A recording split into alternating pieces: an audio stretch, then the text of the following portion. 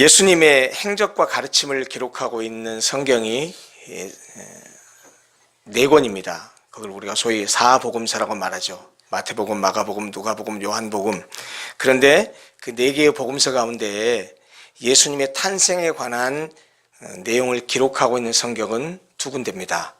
마태복음과 누가복음인데 마태복음에는 1장과 2장에 기록되어 있고 누가복음에는 오늘 우리가 읽었던 이 내용인 2장에 기록되어 있습니다.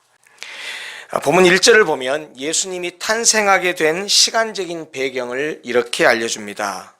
그때 가이사 아구스토가 영을 내려 천하로 다 호적하라 했으니 라고 해서 가이사 아구스토가 명령을 내려서 천하로 모든 땅으로 하여금 다 호적해라 라고 명령했던 때였다고 말을 합니다. 성경에는 가이사 아구스토라고 번역을 했는데 이것은 일반 세계 역사이나 사회에서는 카이사르 아우구스투스 이렇게 발음을 합니다.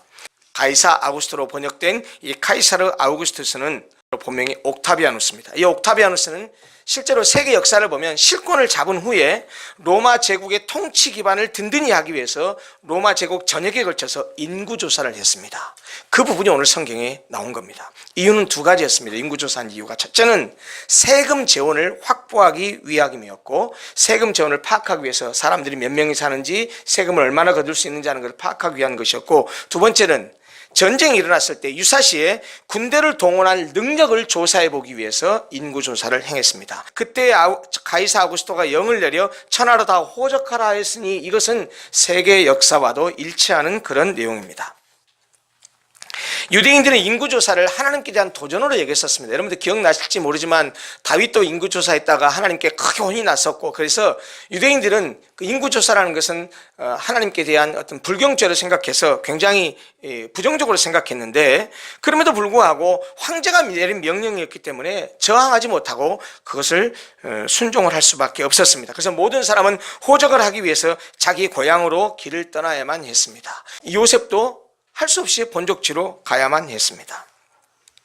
요셉은 당시에 갈릴리 나사렛에 살고 있었지만 다윗 왕의 후손이었습니다. 그래서 본적지인 다윗 왕의 동네, 다시 말하면 유대 베들레헴까지 가야만 했습니다. 근데 요셉은 정원한 마리아를 데리고 함께 갔습니다. 근데 그때 이미 마리아는 임신을 한 상태였습니다. 꽤 오랫동안 길을 걸어야만 했을 것입니다. 더구나 만삭의 마리아와 함께 갔기 때문에 아마 여정이 그리 쉽지는 않았으리라 짐작이 됩니다. 마침내 그들이 고향에 도착했을 때 마리아는 이미 해산할 날이 다 되었습니다.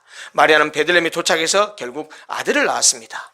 그런데 그 아들을 가축의 밥통인 구유에 뉘었다고 성경이 말합니다. 이유는 다른 여관에 빈 방이 없었기 때문이라는 겁니다. 구원자 예수님이 이렇게 유대 베들레헴에서 태어나게 됐습니다. 비록 험난한 여정을 거쳐와서 유대 베들레헴에 와서 아이를 낳게 됐는데 그것은 하나님이 약속하신 예언의 말씀의 성취였습니다. 하나님은 일찍이 미가 선지자를 통해서 메시아가 베들레헴에서 태어날 것을 약속했습니다. 아까 말씀드렸죠. 근데 마리아가 어디에 있었다고 요셉과 함께? 갈릴리에 있었습니다. 갈릴리에 있는 사람이 어떻게 베들레헴에 가서 아이를 낳을 수 있을까요? 그런데 그때 누가 뭘 했다고요? 가이사 아구스토가 영을 내려 호적을 하라고 하니까 할 수 없이 고향 땅 베들레헴까지 가서 아이를 낳았다는 겁니다. 무슨 말입니까? 미가서에는 이렇게 예언하고 있습니다. 베들레헴 에브라다야, 너는 유다 족속 중에 작을지라도 이스라엘을 다스릴 자가 내게서 내게로 나올 것이라. 그의 근본은 상고에 영원에 있느니라. 그런데 하나님 그 약속을 로마 황제의 인구조사를 통해서 이루셨다는 말입니다. 자, 그럼 무슨 말씀을 강조하기 위해서 장황하게 이 설명을 했느냐? 역사의 주관자이신 하나님께서 당신의 예언을 이루기 위해서 옥타비아누스 황제를 사용하셨다는 말입니다. 요셉과 마리아가 나사렛에서 베들레헴으로 오는 과정, 그리고 모든 사람들이 호적을 해야 하는 상황을 보면 권력을 잡은 황제가 세상을 좌지우지하는 것으로 보입니다. 그러나 아닙니다. 사람들이 세상을 좌지우지하는 것이 아닙니다. 권력자가 세상을 좌지우지하는 것이 아닙니다. 꼭 기억하십시오. 무대 위에서 스토리를 연기하는 사람들은 배우입니다. 그러나 실제로 그 연극을 이끌어가는 사람은 보이지 않는 연출자입니다. 무대 감독입니다. 경기장에서 플레이를 하는 사람은 선수입니다. 경기장에서 나가서 뛰는 사람은 운동선수지만, 그러나 실제로 그 경기를 조율하고 그 경기를 컨트롤하고 누구를 어떻게 해서 어떤 작전을 할 것인가를 보이지 않는 경기장 바깥에서 그 경기를 조율하는 사람은 감독입니다. 마찬가지입니다.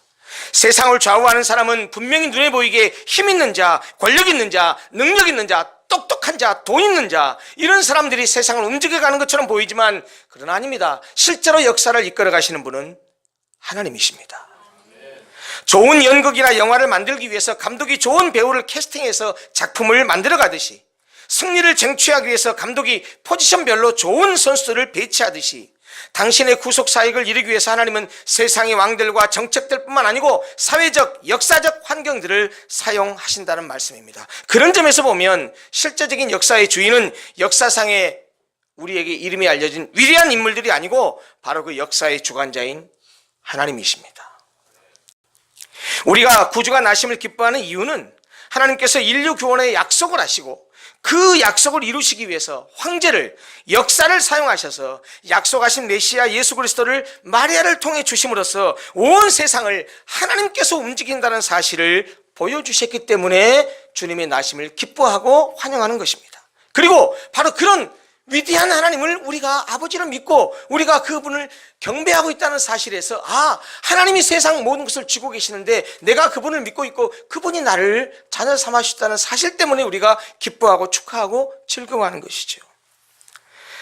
우리는 이 시대는 물론이고 나 자신의 개인적인 삶까지도 이런 렌즈로 바라볼 수 있어야 됩니다. 무슨 말입니까? 겉으로 드러나 보이는 현실만 보지 마시고 그 배후의 역사는 하나님을 볼 줄 알아야 한다는 말입니다. 우리의 삶이, 우리의 인생이 우리 뜻대로 풀리지 않을 때 우리는 낙심하고 힘들어합니다. 세상이 가진 자들, 힘 있는 자들에 의해서 끌려가는 것을 보면 가진 것도 없고 배운 것도 없고 힘도 없는 우리는 매우 초라하고 쩌라드는 느낌을 갖게 됩니다. 그러나 여러분 잊지 마십시오. 위축되지 마십시오. 내가 좀 돈이 없다고? 사회적인 지위가 그렇게 높지 않다고? 내가 많이 배우지 못했다고? 다른 사람들이 유명하지 못하다고 해서 쩌라들거나 위축되거나 그러지 마십시오. 하나님께서 내 삶과 환경을 주관하시고 내 인생길을 이끌어 가신다는 사실을 잊지 않는다고 한다면 절대로 위축된 삶을 살지 않아도 됩니다. 여러분 꼭 기억하십시오. 우리가 사는 삶의 마디마디마다 흥하고 쇠하고 잘되고 안되고 성공하고 실패하고 잘 나갔다가 거꾸로지기도 하고, 지금은 저 밑에 가장 열악한 상황이 있을지도 모르고 지금 어떤 사람은 잘 나가서 저 위에 있을지도 모르겠지만 우리 인생의 삶의 마디마디에 그렇게 이끌어 가시는 하나님의 뜻이 배어 있다는 사실을 잊지 말라는 말씀입니다. 따라서 우리는 지금 현재 내가 처한 환경 앞에서 낙심하거나 슬퍼할 필요가 없습니다. 오히려 우리는 우리를 구원하시기 위한 약속을 신실하게 지키기 위해서 처녀의 몸에서 아들을 낳게 하신 그 하나님의 능력을 믿는다면 그 하나님이 나와 함께 하시고 내 인생도 이끌어 가심을 믿고 소망을 가지고 살아가야 한다는 말씀입니다. 이런 믿음과 소망이 있으면 우리는 예수님의 탄생을 기념하는 오늘 기쁘다 구주 오셨네 라고 노래할 수 있다는 말입니다.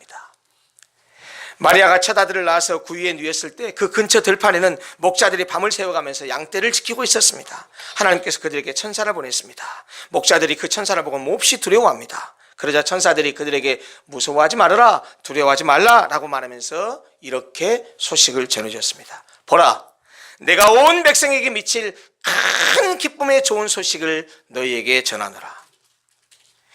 이 천사가 말한 좋은 소식이라고 하는 것은 단순한 좋은 소식, 단순한 좀 즐거워할 소식, 그런 정도의 소식을 말하는 것이 아닙니다. 엄청나고 충격적인 특별한 소식을 가리킵니다. 그 내용이 무엇입니까? 11절입니다. 오늘 다윗의 동네에 너희를 위하여 구주가 나셨으니 곧 그리스도 주시니라. 다윗의 동네는 베들레헴을 가리킵니다.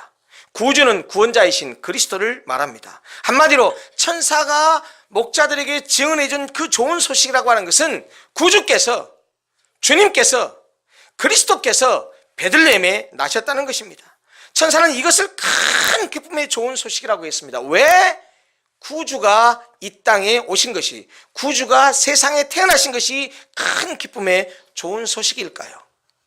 그 그것이 큰 기쁨의 좋은 소식인 이유가 뭘까요? 그것은 다윗의 후손으로 베들레헴으로 오신 구주 예수 그리스도께서 그 누구도 해결하지 못한 인간의 궁극적인 실존의 문제인 죄의 문제를 해결하셨기 때문입니다. 또 그 죄의 문제를 해결하러 오시기 때문입니다.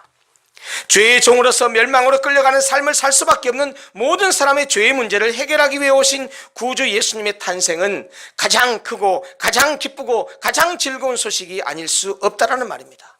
우리가 성탄절을 기뻐하는 것도 예수께서 내 죄를 해결하기 위해서 태어나셨음을 알기 때문에, 내 죄를 위해서 이 땅에 오신 것을 믿기 때문에, 내 죄를 위해서 죽으신 것을 고백하기 때문에 성탄절을 기뻐하는 것 아니겠습니까? 그런데 12절을 보면 그리스도가 우리를 위해 태어나셨다는 표적이 있다라고 말합니다. 표적. 이 표적이라는 단어는요, 이런 것을 말합니다. 운전하는 사람 다 알 겁니다. 도로에서 운전하는데 앞에 불빛이 있는데요, 파란불이 초록색 불이 들어와 있다가 갑자기 노란불로 바뀌고 나서 빨간불로 바뀌었습니다. 그럼 빨간불은 뭐죠? 빨간불은 그냥 빨간불이에요. 그냥 빨간불일 뿐이에요. 그런데 빨간불이 아니고 빨간불이 가리키고 빨간불이 의미하고 빨간불이 지시하는 내용이 있죠. 그게 뭡니까? 스탑. 그게 표적입니다. 표적이라는 다른 게 아니에요. 표적은 뭐냐면 어떤 드러난 나타난 눈에 보이는 현상이 있는데 그것이 지시하고 가리키고 의미하는 것을 담고 있는 것, 그것을 표적이라고 말한단 말이에요. 그런데 그리스도께서 이 땅에 오셨다는 표적이 있다는 거예요. 그 표적이 뭐냐면 참 재미있는 표현을 합니다. 보십시오. 12절에 뭐라고 말했습니까? 너희가 가서 강보에 쌓여 구유에 뉘어있는 아기를 보리니 이것이 너희에게 표적이니라. 근데 아기가 어디에 누워 있다고요? 말밥통. 말밥통 어떻게 생긴 줄 아세요? 큰 나무 있잖아요. 나무를 절반으로 쪼갰다고 생각해 보세요. 절반으로 쪼개고 나서 쪼개진 그 단면을 팝니다. 파면 이렇게 움푹하게 들어가겠죠. 거기다가 밥을 넣어줘요. 그게 말밥통이에요. 그런데 재밌는 것은 마구간에 구유에 누우신 것이 그리스도 구세주의 표적이랍니다. 그리스도로 오신다라고 하는 말은 그가 왕으로 구원자로 오신다는 말 아니겠습니까? 그렇다면 그리스도로 오시는 분은 왕으로 오시니까 백마를 타고 휘황찬란한 휘장을 두르고 왕궁에서 태어나야 정상 아닙니까?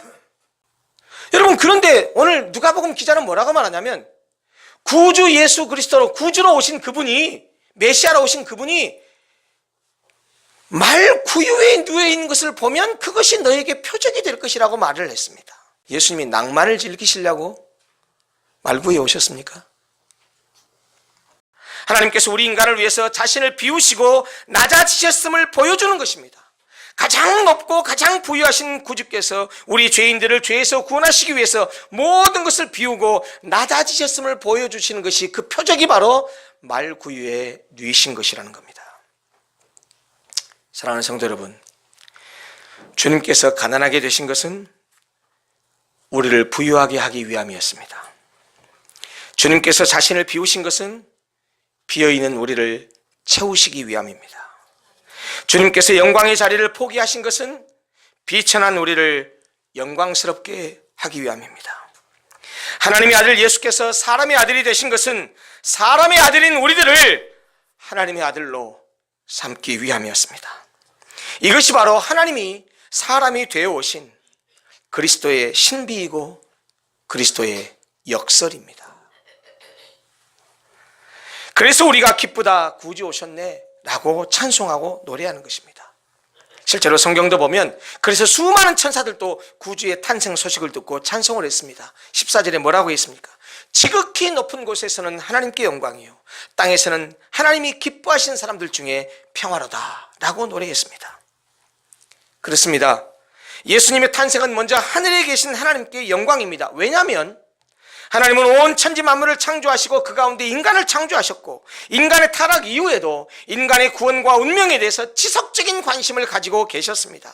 그래서 모든 구원을 계획하시고 준비하셨다가 때가 참에 자기 아들을 이 땅에 보내신 것입니다. 따라서 수천 년간에 걸친 이런 구원 계획이 드디어 결실을 맺기 시작하는 예수 그리스도의 탄생을 맞이하여 그 누구보다도 하나님 아버지께서 기뻐하고 만족하셨을 것이 분명합니다. 그래서 천사들은 지극히 높은 곳에 계신 하나님께 먼저 영광을 돌린 것입니다. 또한 땅 위에 있는 사람들에게는 평화를 선포합니다.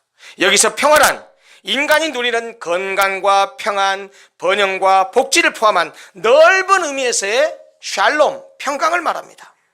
하나님과의 적대 관계가 해소될 뿐 아니라 그때 하나님과의 적대 관계가 해소될 때 누리는 하나님과의 근본적인 평화, 그로부터 나오는 마음의 평안, 그리고 실제 생활 가운데서 우리에게 주어지는 화평함과 번성함을 다 포함하는 말입니다. 그런데 이런 평화가 모든 사람에게 다 주어지는 것이 아니라 하나님의 기뻐하심을 입은 사람들에게만 주어진다고 성경이 말합니다. 하나님께로부터 은총을 받은 사람들에게만 주어진다고 말합니다. 바꿔 말하면 무슨 말입니까? 그 구유에 누워 계신 아기를 구세주로 그리스도로 믿는 사람만 이 크고 기쁜 좋은 소식을 누릴 수 있는 자격이 있다는 말입니다. 말씀을 마무리합니다. 예수께서 그리스도로 오심을 기뻐하는 그리고 기념하는 오늘 우리가 기쁘다 구주 오셨네 라고 찬송하는 이유가 무엇입니까? 지난 주일날 설교 때 말씀드렸듯이 먼저는 우리를 죄에서 구원하러 오시기 때문에 기쁘다 구주 오셨네 라고 노래하는 것입니다. 우리와 함께하기 위해서 인간이 되어 오시기 때문에 기쁘다 구주 오셨네 라고 노래하는 것입니다. 그리고 오늘 땅에서는 하나님의 사랑을 받은 모든 사람들 가운데 평화가 있다라고 말하는 것처럼 그 그리스도를 구주로 받아들이는 우리 모두에게 평화를 주러 오시기 때문에 기쁘다 구주 오셨네 라고 노래하는 것입니다. 오늘 주님 오심을 기념하고 축하하고 감사하면서 이 날을 뜻깊게 보내는 우리 모든 성도들에게 이 땅에 오신 예수께서 우리 마음 한복판 우리의 마음 중심에 오셔서 예수님이 나를 위해서 오셨구나, 내 죄를 위해서, 내 모든 죄를 용서하시고 나를 구원하기 위해서 이 험악한 세상에서 혼자 살아가기 힘든 이 세상에서 눈뜨고 코백하는 이 세상에서 나의 보호자 되시고 인도자 되시기 위해서 나와 함께하기 위해서 오셨구나. 하나님과 원수되어 있는 나를 다시 화목하게 하시고 나에게 평강을 주시기 위해서, 나에게 복을 주시기 위해서 예수님이 오셨구나 라는 마음을 가지고 주님, 내 마음에 모십니다. 이제 내 가운데 오셔서 내 삶을 주관하시고 다스리시고 나를 인도해 주십시오. 주님만 졸졸 따라다니며 주님과 함께 살겠습니다 라고 다짐하고 결단하는 복된 시간이 됐으면 좋겠습니다. 기도하겠습니다.